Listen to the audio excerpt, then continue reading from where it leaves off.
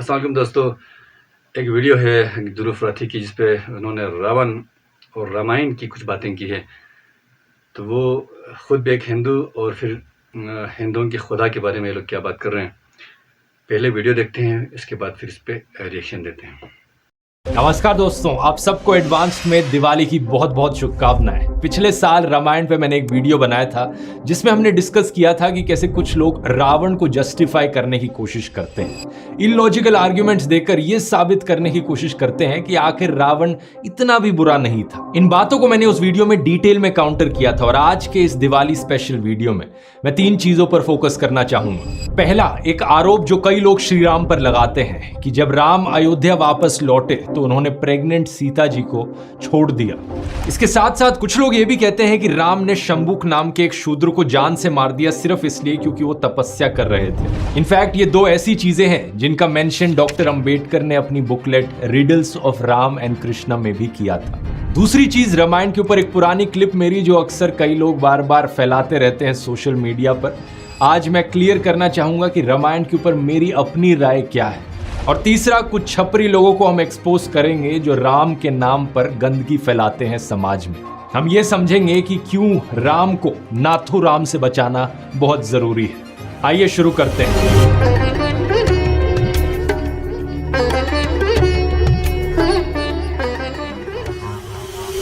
दोस्तों, आपने अक्सर ये कुछ पुरानी फिल्मों में और स्टोरी बुक्स में देखा होगा कि जब कहानी खत्म हो जाती है तो एंड में लिखा आता है and they lived happily ever after. Valmiki Ramayana के चैप्टर 128 को देखिए। ये छठे कांड यानी युद्ध कांड का आखिरी चैप्टर है। इसमें हमारी कहानी खत्म हो जाती है। राम राजा बन गए, विभीषण लंका चले गए, सुग्रीव किष्किंधा लौट गए। राम ने लक्ष्मण को युवराज बनकर शासन करने को कहा, लेकिन लक्ष्मण के मना करने पर उन्होंने भरत को नियुक्त कर दिया। इसके बाद श्लोक 95 से लेकर श्लोक 106 में राम राज्य को डिस्क्राइब किया गया है। ये एक ऐसा सेक्शन है जिसे आप कह सकते हो and they lived happily ever after वाला सेक्शन है। राम ने पुंडरीक, अश्वमेध, वाजपेयी और दूसरे यज्ञ किए और देवताओं को खुश किया। जंगली जानवरों का डर नहीं था, बीमारियों का डर नहीं था, दुनिया में चोर और डाकू नहीं थे। लोग हजारों सालों तक जीवित रहते थे बिना किसी बीमारी या दुख के। कभी बूढ़े लोगों को जवान लोगों का अंतिम संस्कार नहीं करना पड़ा। पेड़ों पर निरंतर फल और फूल आते थे। बादल सही वक्त पर बरसते थे। हवा का स्पष्ट आनंदमयी था। ब्राह्मण, क्षत्रिय, वैश्य और शूद्र अपना अपना काम कर रहे थे। अपने काम से संतुष्ट थे, खुश थे और लालच रहित थे। श्लोक 106 में लिखा है सर्वे लक्षण संपन्ना सर्वे धर्म परायणा 10 वर्ष सहस्त्र शनि रामो राज्यम कार्यत। इसका मतलब है कि सब में डिस्टिंक्ट क्वालिटीज होती थी और सब एज पर धर्म बिहेव करते थे, यानी एथिकली बिहेव करते थे। इसलिए राम का राज 10,000 सालों तक चला। अब ये सब सुनकर एक चीज तो आपको क्लियर हो ही गई होगी कि एक हैप्पीली एवर आफ्टर वाली एंडिंग है कहानी की। खुद ही सोचकर देखो, क्या सेंस बना कि कहानी इसके आगे भी कंटिन्यू रहेगी? अगर हमारी कहानी किसी भी सेंस में अधूरी थी तो इतनी डिटेल में इस हैप्पीली एवर आफ्टर वाले सेक्शन को लिखने का कोई तुक नहीं बनता। और बात कुछ ऐसी है कि जो आरोप यहाँ राम पर लगाए जाते हैं कि उन्होंने सीता जी को छोड़ दिया और एक शूद्र को मारा, वो सब उत्तर कांड का हिस्सा है। और ये उत्तर कांड एक ऐसा एडिशन है जो रामायण की कहानी में बाद में किया गया है। एक ऐसा एडिशन जो इस हैप्पीली एवर आफ्टर की एंडिंग को जबरदस्ती आगे कंटिन्यू रखता है। इसके कई एविडेंसेस हैं यहाँ पर कि कहानी एक्चुअली में वहीं पर खत्म हो जाती है। इस last happily ever after section के बाद सिर्फ एक सेक्शन बचता है रामायण में, जो है फलश्रुति का सेक्शन। इसमें सिर्फ ये बताया गया है कि क्या अच्छे इफेक्ट्स आप पर होंगे अगर आप इस पर्टिकुलर स्क्रिप्चर को सुनोगे तो। फाइनल श्लोक 125 में लिखा गया है यह बखान सभी अच्छे लोगों को सुनना चाहिए जो बुद्धिमता, दीर्घायु, सेहत, प्रसिद्धि, भाईचारा, होशियारी और कल्याण चाहते हैं। यह है ओरिजिनल वाल्मीकि रामायण की एंडिंग। और इसी फलश्रुति सेक्शन में एक श्लोक है, श्लोक 108, जिसमें मेंशन किया गया है यह आदि काव्य है जो सबसे पहले वाल्मीकि द्वारा लिखा गया है। एक बार फिर से इससे साबित होता है कि इस पॉइंट पर स्क्रिप्चर कंप्लीट हो गया है। अब यहाँ पर यह भी मेंशन करना जरूरी है दोस्तों कि उत्तर कांड में कुछ ऐसी चीजें लिखी गई हैं जो पीछे की वाल्मीकि रामायण की कहानी को नेगेट करती हैं, यानी उसकी उल्टी है। फॉर एग्जाम्पल, हमने देखा कि कैसे राम राज्य को डिस्क्राइब किया गया है। सभी लोग खुश थे, सब वर्णों के लोग अपना काम करते थे, हजारों साल जीते थे बिना किसी दुख के। लेकिन उत्तरकांड में बताई गई शंबुक की कहानी इस डिस्क्रिप्शन के खिलाफ जाती है, क्योंकि इस कहानी में एक ब्राह्मण का बेटा मरता है और उसके बाद उसे बहुत ग्रीफ पहुंचता है और उसके बाद शंबुक को भी मारा जाता है राम के द्वारा। लेकिन वाल्मीकि ने एंड में लिखा था, किसी भी बूढ़े को जवान बेटे का अंतिम संस्कार नहीं करना पड़े। एक और एग्जाम्पल सुनिए। इसी कहानी में राम पुष्पक विमान पर बैठकर शंबुक को ढूंढते हैं, लेकिन वाल्मीकि रामायण ने जो लिखा था उसके युद्ध कांड के चैप्टर 127 में जब राम वापस अयोध्या लौटते हैं तो वो पुष्पक विमान वापस कुबेर के पास भेज देते हैं। और कुबेर की बात की जाए तो उत्तरकांड के चैप्टर 13 में लिखा गया है कि रावण और बाकी और राक्षस बहुत से ऋषि और देवताओं के यज्ञ को डिस्टर्ब कर रहे थे। ये सुनकर कुबेर एक मैसेंजर भेजते हैं रावण के पास। ये मैसेंजर पहले विभीषण से मिलता है और वे उसे रावण के पास ले गए। रावण उस मैसेंजर को मार देता है तलवार के जरिए और राक्षस उसकी डेड बॉडी को खाते हैं। ये कहानी का हिस्सा एक तरीके से प्रीक्वल है जो सीता के अबडक्शन से काफी पहले की बात है। लेकिन वाल्मीकि रामायण की कहानी में जब सीता का अपहरण किया जाता है तो राम काफी सारे पीस मैसेंजर्स भेजते हैं पहले रावण के पास, पहले अंगद फिर हनुमान। और जब हनुमान को रावण के पास लाया जाता है, रावण सोच रहा होता है कि हनुमान के साथ क्या किया जाए। विभीषण से एडवाइस के लिए पूछता है। सुंदरकांड चैप्टर 52 श्लोक 15 विभीषण कहते हैं कि किसी दूत के लिए कुछ सजा है, हाथ पैर काट देना, कोड़े मारना, सिर का मुंडन करना, शरीर पर निशान बना देना, लेकिन हमने कभी किसी दूत की हत्या के बारे में नहीं सुना है। अब अगर उत्तरकांड की बात को सच मानोगे तो रावण ने कुबेर के मैसेंजर को पहले ही मार दिया था, तो विभीषण ऐसा कहते ही क्यों?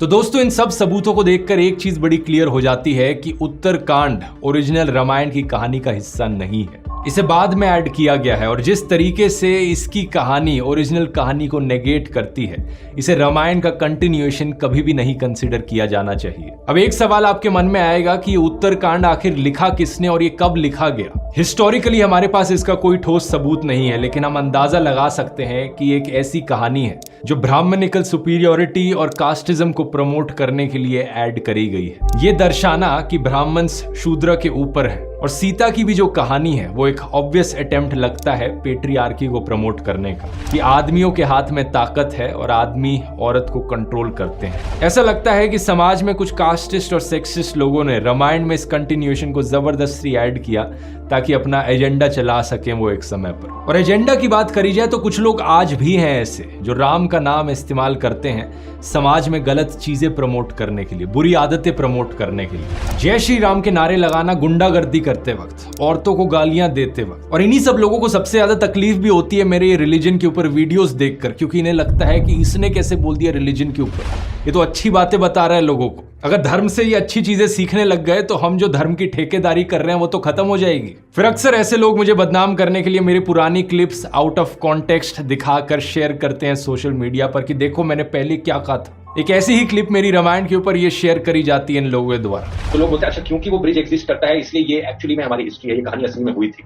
लेकिन थोड़ा सा लोग एक लेवल तक ही सोचते हैं, उससे ज्यादा डीप नहीं जाते। इसमें थोड़ी डिडक्टिव रीजनिंग अप्लाई करके देखो, क्या एक मैन मेड चीज का एग्जिस्ट होना प्रूव करता है कि पूरी कहानी असली होती है? क्या ये वो लॉजिक नहीं हो गया कि स्पाइडरमैन में न्यूयॉर्क शहर दिखाते हैं तो न्यूयॉर्क शहर तो असली में एग्जिस्ट करता है, तो स्पाइडरमैन भी असली होगा, स्पाइडरमैन भी असली में एग्जिस्ट करता है? नहीं होता है। इस क्लिप में मैं कह रहा हूं कि कैसे जब मैं छोटा बच्चा था 7-8 साल का, मैंने रामायण सुनी और मुझे लगा कि यार ये चीजें कैसे पॉसिबल हो सकती हैं। कैसे हो सकता है कि उस जमाने में एरोप्लेन्स हुआ करते थे और कोई पहाड़ी को उठाकर समुद्र के पार ले जा सकता था।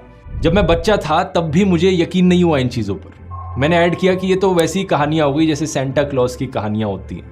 ये इंटरव्यू मैं करण सिंह के साथ कर रहा था, फेमस मैजिशियन मेंटलिस्ट। वो भी बताते हैं कि कैसे जब वो गुरुद्वारा जाते थे तो उनके पेरेंट्स उन्हें लेकर जाते थे, लेकिन उन्हें भी भगवान में विश्वास नहीं था। हम यहाँ पर मोटे मोटे तौर पर डिडक्टिव रीजनिंग और एथिज्म की बात कर रहे थे। मैंने क्रिटिकल थिंकिंग और लॉजिकल फैलेसी समझाने के लिए स्पाइडरमैन का एग्जाम्पल लिया कि कैसे स्पाइडरमैन की कॉमिक्स में न्यूयॉर्क शहर का जिक्र किया जाता है। अब न्यूयॉर्क शहर तो असली में एग्जिस्ट करता है, लेकिन इसका मतलब ये थोड़ी हो गया कि स्पाइडरमैन भी असली है। सिमिलरली मैंने कहा कि अगर राम सेतु यहाँ पर असली है तो इसका मतलब ये नहीं कि रामायण में बताई गई कहानियां असली हो जाएंगी। लेकिन मैंने ये कभी नहीं कहा कि रामायण कभी हुई नहीं। ये बात बड़ी क्लियर है कि रामायण एक रिलीजियस स्क्रिप्चर है जिसे इतिहास में लिखा गया था। हिस्टोरियंस का एस्टिमेट है कि वाल्मीकि रामायण को 7th सेंचुरी और 4th सेंचुरी BC के बीच में कभी लिखा गया था। लेकिन क्या इस लेख में लिखी गई कहानियां असली में हुई थी या नहीं हुई थी, इसके बारे में अनफॉर्चुनेटली हम नहीं जानते। मेरा पर्सनली मानना है कि हो सकता है ये चीजें हुई हो पास्ट में, लेकिन उस तरीके से नहीं जिस तरीके से इन्हें लिखा गया है। ये लेख मेरा मानना है कि एक मेटाफोरिकल लेख है। जब बात करी जाती है कि भगवान हनुमान ने एक पूरी की पूरी पहाड़ी उठा ली और समुद्र पार उसे उड़ाकर ले आए, ये चीज फिजिकली पॉसिबल नहीं है, ये एक बच्चा भी समझ सकता है। लेकिन हो सकता है ये एक मेटाफर की तरह लिखा गया हो, क्योंकि अक्सर राइटिंग और कम्युनिकेशन में मेटाफर्स का इस तरीके से इस्तेमाल किया जाता है। अगर मैं कहता हूं कि देखो सौरभ कितना मुश्किल और कितना ज्यादा काम करता है, उसने तो अपने कंधों पर पूरा का पूरा पहाड़ उठा रखा है। या फिर एक कहावत है ना कि तुम्हारे लिए तो मैं 7 समुद्र पार कर जाऊंगा। अगर मैं किसी को ये कहता हूं तो इसका लिटरली मतलब नहीं है कि मैं 7 समुद्र पार कर जाऊंगा या फिर सौरभ ने लिटरली अपने कंधों पर पहाड़ उठा रखा। इस मेटाफर का मीनिंग है कि वो बहुत मेहनती है। 7 समुद्र पार करने का मतलब है कि मैं पूरी जी जान लगा दूंगा। इसके अलावा यह भी पॉसिबल है कि रामायण को लिखते वक्त अतिशयोक्ति अलंकार का इस्तेमाल किया गया हो। मतलब लिटरेचर में अक्सर रियल इवेंट्स को डिस्क्राइब करते हुए राइटर्स और पोएट्स अक्सर चीजों को एग्जैजरेट कर देते हैं। फॉर एग्जाम्पल आपने हॉलीवुड फिल्म देखी है 300। इसमें एक हिस्टोरिक बैटल दर्शाई गई है पर्शियंस और ग्रीक्स के बीच में। यह बात सच है कि यह बैटल इतिहास में एक्चुअली में हुई थी और ग्रीक्स बड़े बहादुरी से लड़े थे। लेकिन कई एंशिएंट ऑथर्स ने और फिल्म वालों ने भी इस चीज को बड़े एग्जैजरेटेड तरीके से दिखाया है कि 300 स्पार्टन्स 10 लाख पर्शियंस के खिलाफ लड़े। ये नंबर हाईली एग्जैजरेटेड है। हिस्टोरिकल एविडेंसेस के अनुसार इन 300 स्पार्टन्स को मदद करने के लिए कुछ 7,000 से लेकर 10,000 की ग्रीक आर्मी थी और ये 10 लाख पर्शियंस के खिलाफ नहीं लड़े। पर्शियंस का जो नंबर था वो एस्टिमेट किया जाता है कि 70,000 से लेकर 3 लाख के बीच में हुआ होगा। नो डाउट ये एक बहुत ही डिसप्रोपोर्शनल और ऐतिहासिक बैटल थी, लेकिन फिल्मों में पोएट्स और राइटर्स अक्सर चीजों को एग्जैजरेट करते हैं। इसका एक और एग्जाम्पल हो सकता है, इस इंडिया टुडे के आर्टिकल को देखिए जिसमें लिखा गया है कि महाराणा प्रताप एक 80 किलो की स्पीयर कैरी करते थे, साथ में 2 तलवारें जिनका वजन टोटल में 208 किलो होता था और उनके आर्मर का वजन 72 किलो। तो टोटल में अपनी बॉडी पर वो 360 किलो लेकर मैदान में जंग पर उतरते थे। अब नो डाउट महाराणा प्रताप बहुत ही बहादुर थे, ताकतवर थे, लेकिन 360 किलो अपनी बॉडी पर लेकर जंग लड़ना ये फिजिकली इम्पॉसिबल है।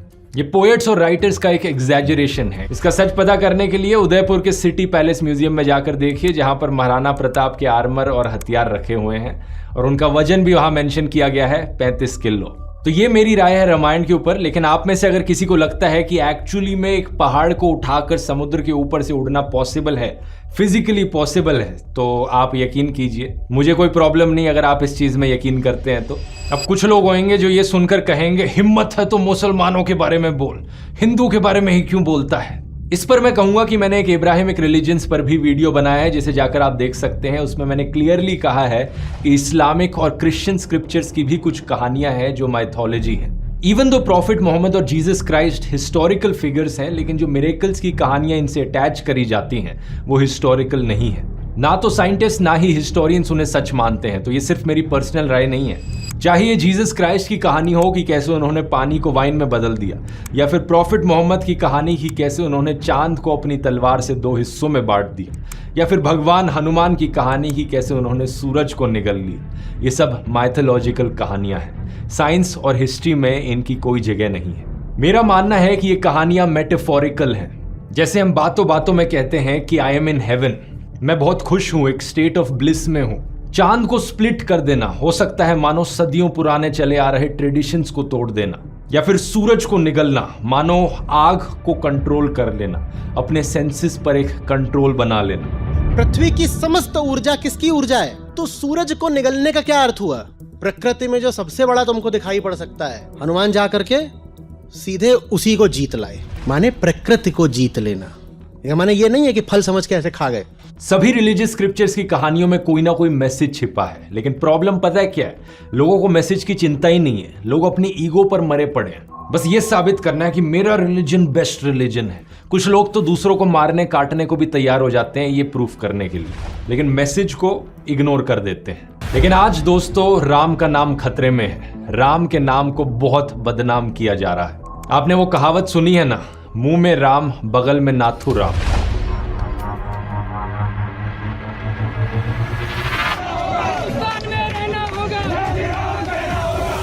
ये बात आज के दिन सच बन गई है। महात्मा गांधी जी एक बहुत बड़े राम भक्त थे, लेकिन आज के दिन नाथूराम गोडसे के छपरी फॉलोअर्स राम को हाईजैक करने की कोशिश करते हैं। नाथूराम गॉडसे देशभक्त थे, हैं और रहेंगे। गॉडसे जी को देवता तो ले मानता हूँ, गॉडसे जी को। गॉडसे जी बहुत हमारे प्रात स्मरणीय है। विरोधी हैं। एक चीज सुनिए, गॉडसे विरोधी है कि नहीं है? नहीं है देश को, नहीं है, नहीं है। हमें रिपोर्ट्स देखने को मिलती हैं कि कैसे कुछ छपरी बदमाश लोग औरों को जबरदस्ती करते हैं कि जय श्री राम बोलो। मध्य प्रदेश की खबर, उत्तर प्रदेश के बुलंदशहर की खबर, कानपुर, उन्नाव, गाजियाबाद, राजस्थान के अलवर, दिल्ली में, असम में, झारखंड में, गुजरात, हरियाणा, हिमाचल, बिहार, हैदराबाद, तेलंगाना।